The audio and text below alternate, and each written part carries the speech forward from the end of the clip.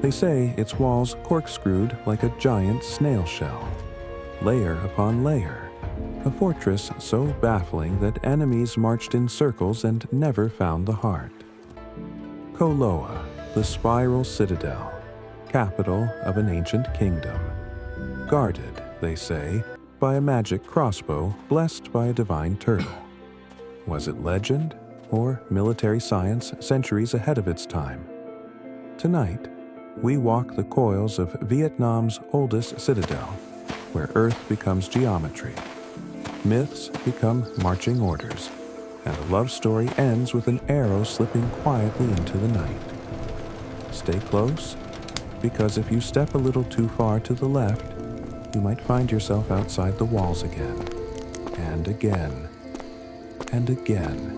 North of modern Hanoi, in a quiet delta of rivers and rice, sits a landscape that looks ordinary at first glance.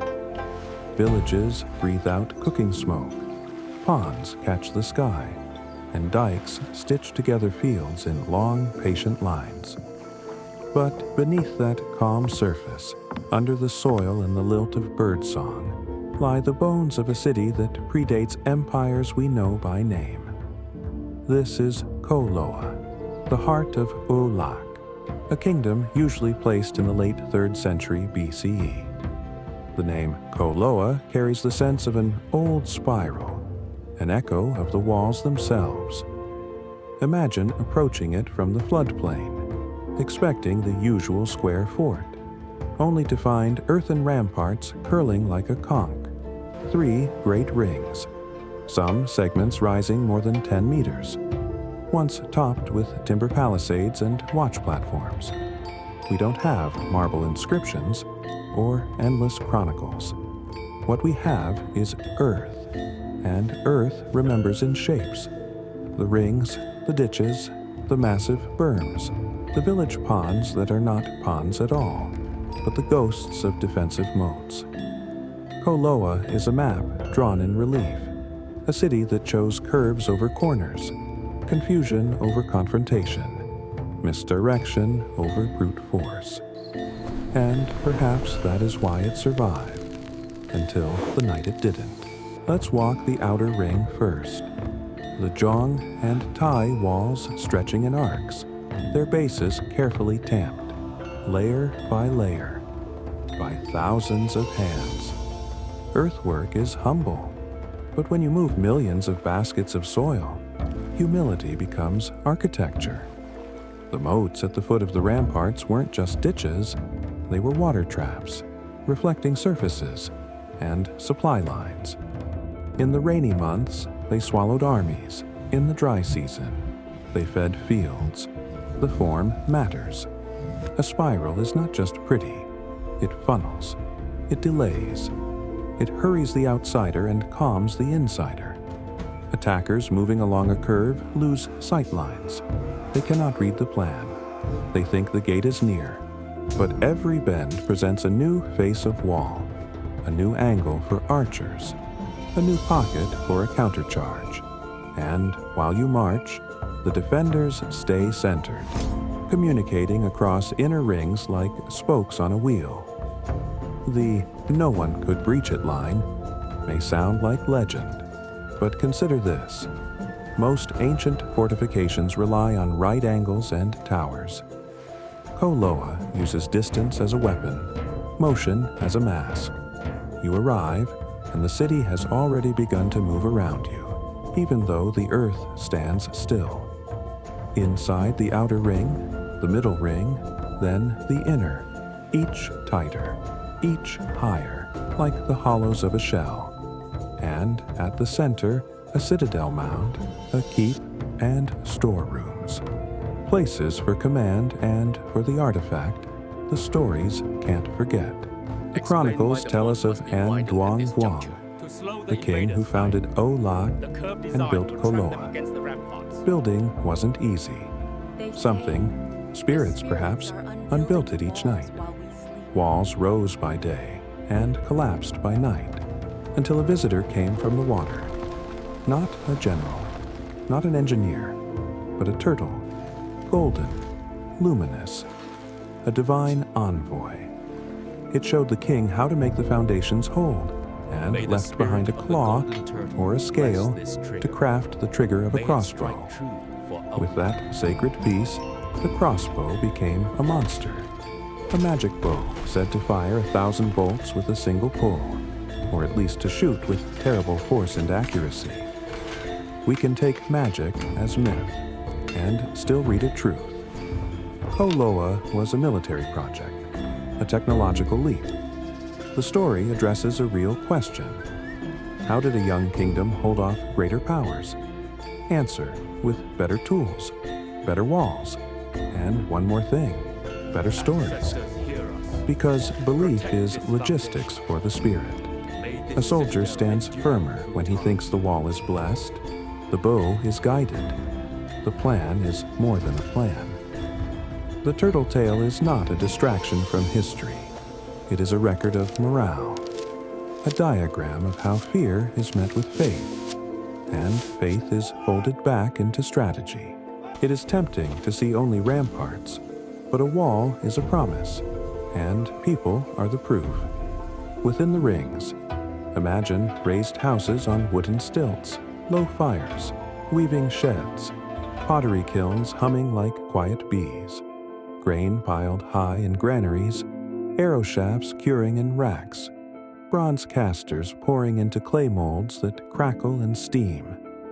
Drums.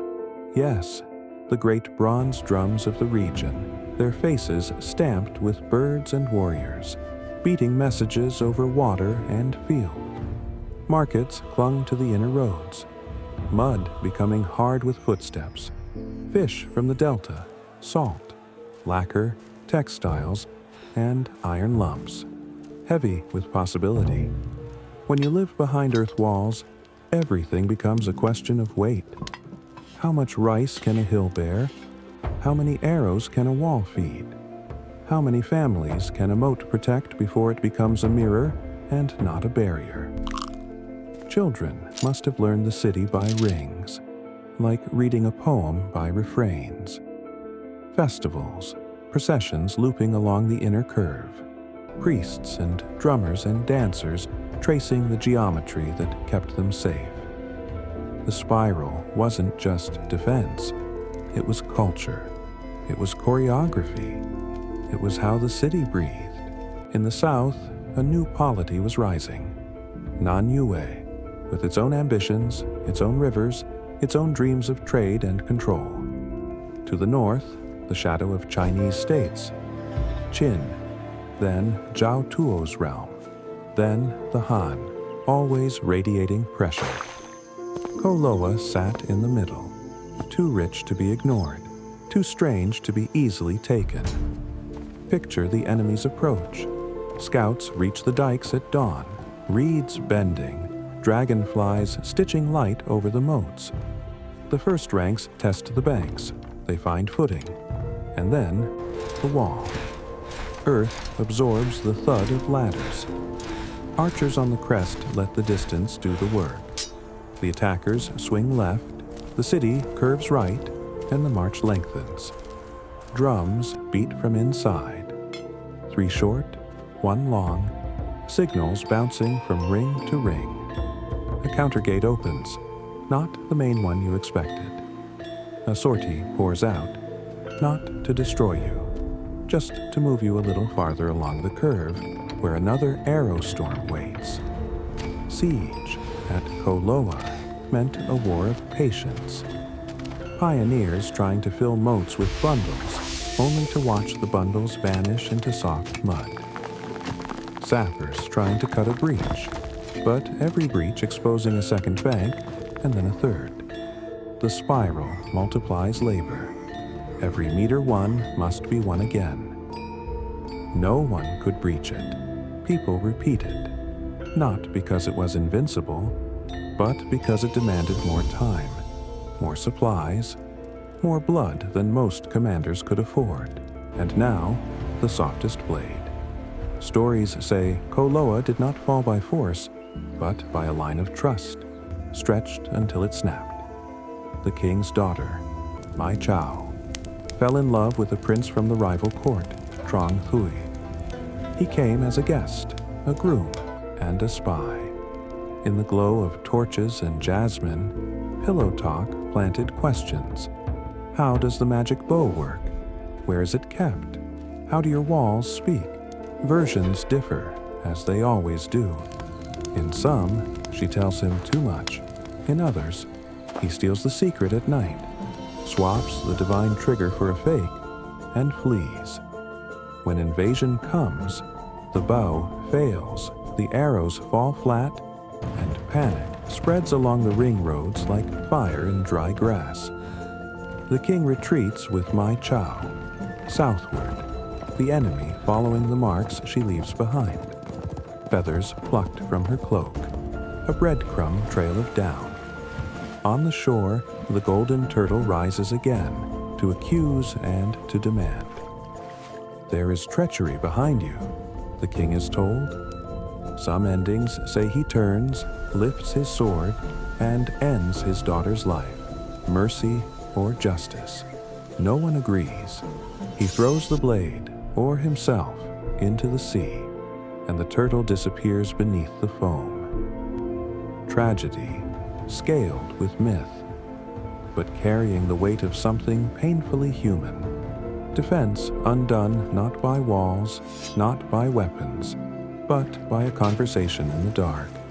We do not need to decide what is literal to understand what is true. Every fortress is also a family. Every strategy meets the heart. Cổ Loa teaches its hardest lesson here, that vigilance is not only a gate to lock, but a secret to keep, and sometimes a love to question. Cổ Loa fell. The capital shifted, and the spiral sank slowly into the fields. Villagers borrowed its earth to raise new homes, carved ponds where moats had mirrored the moon. Shrines sprouted on its heights, to the king, to the turtle, to the daughter, to the prince who dove into a well and was said to vanish into another world. The story seated itself in place names, in pilgrimage paths, in the annual rhythm of offerings and returns. What remains is more than ruin. You can still walk the ridgelines, still feel the lift in your legs as you climb the scar of a wall that worked too well until it didn't. You can stand on the inner ring at dusk, listen to chickens settling, a motorbike far away, and realize the plan still whispers. Curves, eyes, timing, misdirection. If you stare long enough, the Earth's grammar appears. Archaeology adds its quieter voice. Trenches cut through berms reveal layers, compacted soils in thin cakes, bright orange clays, darker lenses of silt where floodwater paused. Postholes, neat, round absences, show where palisades once rose. In moats, shards of pottery heavy with time. Rims and bases that speak in a dialect of grit and glaze. Bronze arrowheads sleep at the toe of walls, the small, precise teeth of a machine built for distance. Foundries? Yes. Slag and crucibles near the inner compound. Hints that weapons were made close to the heart, that supply was a circle, not a line. Grain mortars, spindle whorls, loom weights. Tell us that while soldiers kept watch, cloth was woven, and bread was born. The city was not just a sword, but a stomach and a skin. Dating is always tricky. The delta shifts, rivers wander, and layers overlap. But the consensus places major construction in the few centuries around the 3rd century BCE, with repairs and reuse in later periods. The point is not a single year, but a pattern, a long commitment to a form, renewed by hands who believed it would hold. Let's answer the question directly. Why build in spirals? 3 reasons that fold into one. First, terrain. In a flat, flood-prone plain, moats double as reservoirs. Embankments double as dikes. A spiral keeps water close, lets it be moved, stored, and used, without long straight stretches that erode quickly. Second, tactics. Curves bend sight and time. Attackers overcommit without knowing, their lines stretching thin, their flanks presenting themselves to archers on higher arcs. Gates can be masked, and killing grounds created not with towers, but with turns. Third, psychology. Humans crave corners. They love a plan they can flatten onto a square. Spirals feel endless. They confuse memory. They break morale. By the third bend, you are not sure if you are closer or farther from the goal. Your map is a hope. The city's plan is a fact.